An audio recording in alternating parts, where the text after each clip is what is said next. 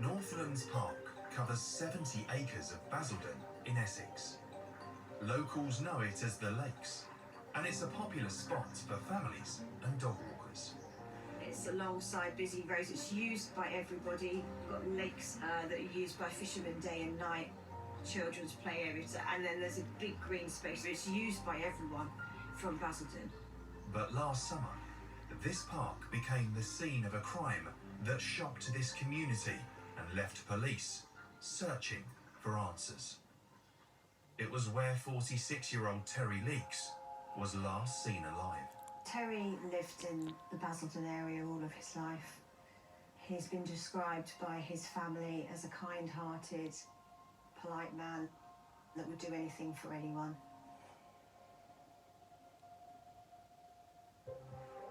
At night, Northlands Park is mostly a quiet place, but it does have a reputation for antisocial behaviour. In the early hours of Sunday, the 11th of July last year, Terry cycled into the park.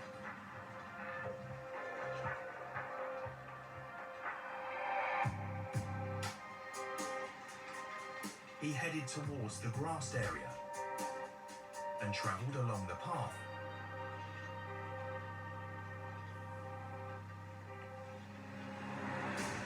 Where he was forced to abandon his bike as he was confronted by a group of men who then chased him.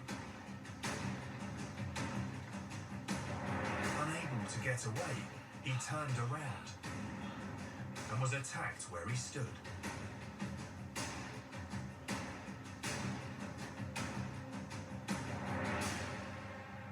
As he fell injured to the ground, his attackers fled.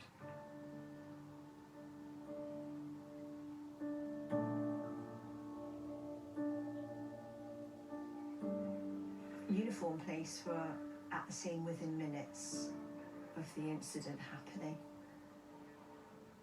It's not clear exactly why Terry was attacked, but what we do know is it was a brutal and vicious attack.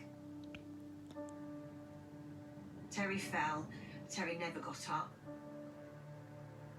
Terry was taken to hospital that night, and he later died from his injuries.